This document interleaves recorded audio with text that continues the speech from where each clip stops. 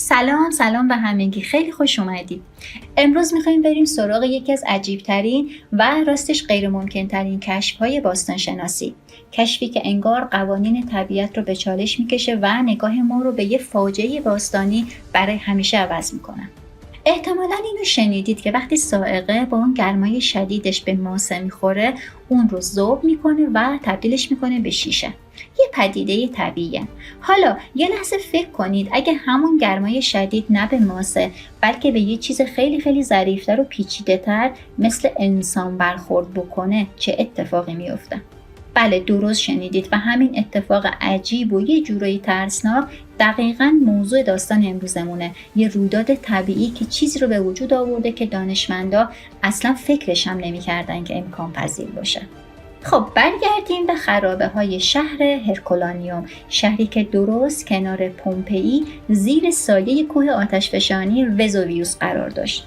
اونجا بود که باستانشناسا با یه معمای واقعی روبرو شدن. حالا یه لحظه خودتون رو بذارید جای اون باستانشناس.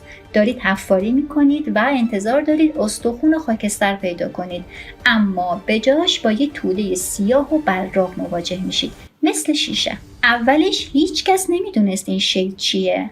این حرفیه که پیر پائولو سرپرست تیم تحقیقاتی زده و قشنگ نشون میده که با یه چیز خارق‌العاده طرفیم.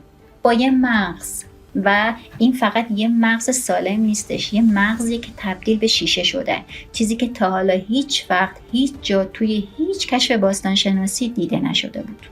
خب حالا برای اینکه بفهمیم اصلا همچین چیزی چجوری ممکنه، باید توی زمان سفر کنیم و برگردیم به اون روز وحشتناک که کوه وزوویوس فوران کرد. همه چیز خیلی سریع اتفاق افتاد. توی چند ساعت اول آسمون پر از خاکستر شد، ولی فاجعه اصلی اون لحظه سرنوشت ساز برای هرکولانیوم وقتی بود که اون ستون غول‌پیکر خاکستر روی خودش فرو ریخت. سرنوشت این دوتا شهر خیلی با هم فرق داشت. مردم پومپئی به تدریج زیر بارون خاکستر خفه شدن، اما مردم هرکولانیوم داستانش کاملا فرق داشت. اونا با یه جهنم آنی روبرو شدن، یه نابودی که حتی تصورش هم سخته.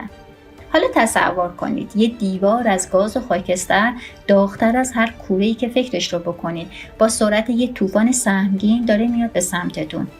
اصلا فرصت هیچ کاری نیست، نه فرار نه حتی نفس کشیدن. و این دقیقاً همون چیزی بود که شهر هرکولانیوم رو نابود کرد. خیلی خب، حالا بریم سراغ قسمت علمی و جذاب ماجرا. اصلا چطور ممکنه که این گرمای جهنمی یه بافت نرم و حساس مثل مغز انسان رو تبدیل به شیشه بکنه؟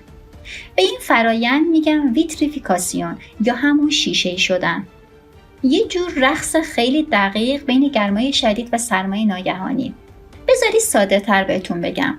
اول اون موج آتیش اونقدر داغ بوده که مغز قربانی رو توی لحظه ذوب میکنه و تبدیلش میکنه به مایع. بعد بلافاصله دما به شدت افت کرده و این سرد شدن سریع اون مایع رو همونجا منجمد کرده و تبدیلش کرده به شیشه. حالا اون دما چقدر بوده؟ دانشمندا تخمین زدن حدود 520 درجه سانتیگراد، یعنی بیش از 2 برابر دمای پختن غذا توی فر. یک گرمای وحشتناک که برای بخار کردن آنی چربی و بافتای بدن کافی بوده و یه شرایط ایدئال برای شیشه شدن به وجود آورده. خب حالا که فهمیدیم چطور این اتفاق افتاده، ببینیم چی داخل این مغز شیشه‌ای پیدا شده و اینجاست که داستان دیگه واقعا باور نکردنی میشه.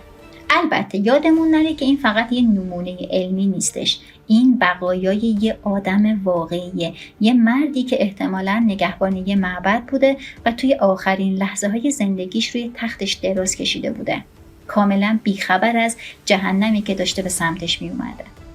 محققا وقتی با میکروسکوپ‌های خیلی قوی این شیشه رو بررسی کردن، چی دیدن؟ ساختارهای عصبی، سلول‌های مغزی کامل و دست نخورده، حتی پروتئین‌هایی که فقط توی مغز انسان پیدا میشن. انگار که زمان برای این سلول‌ها و این مغز همونجا یهو متوقف شده. حالا اجازه بدید روی این نکته تاکید بکنم. اینا فسیل نیستن، غالب هم نیستن. اینا خود سلول‌های عصبی واقعی یه آدم هستن که حدود 2000 سال پیش زندگی می‌کرده. سلول‌های واقعی که به لطف یه فاجعه برای همیشه حفظ شدن. خب حالا ببینیم چرا این داستان اینقدر مهمه. به خاطر اینکه این یک کشف عجیب علمی نیستش، نه، این یافته داره کل درک ما رو از اون فاجعه تاریخی زیر و رو میکنه. ببینید برای سالها همه فکر میکردن قربانی‌های هرکولانیوم هم مثل پومپئی از گاز و خاکستر خفه شدن. اما این مغز شیشه‌ای که داستان کاملا متفاوت داره برامون تعریف میکنه، داستانی از یه مرگ آنی و وحشتناک، مرگ با حرارت، نه خفگی. پس اگر بخوایم جمع‌بندی بکنیم، اهمیت این کشف فوق‌العاده است. اولا این اولین مدرک مستقیم از شیشه‌ای شدن بافت بدن انسانه. دوما به هممون ثابت میکنه که اون امواج آتشفشانی چقدر داغ و مرگبار بودن. و از همه مهمتر یه عکس فوری و بی‌نظیر از سلول‌های مغزی یه آدم از دوران روم باستان به ما میده. در واقع تاریخ رو از نو می‌نویسه. و این کشف باستانشناسی آدم رو واقعا به فکر فرو میبره که چه رازهای دیگه هنوز زیر خاک منتظر ما هستن. اگه یه مغز میتونه به شیشه تبدیل بشه، چه چیزهای غیر ممکن دیگه‌ای در دل تاریخ پنهون شدن که میتونن داستانهای فراموش شده یه گذشته رو برای ما زنده کنن.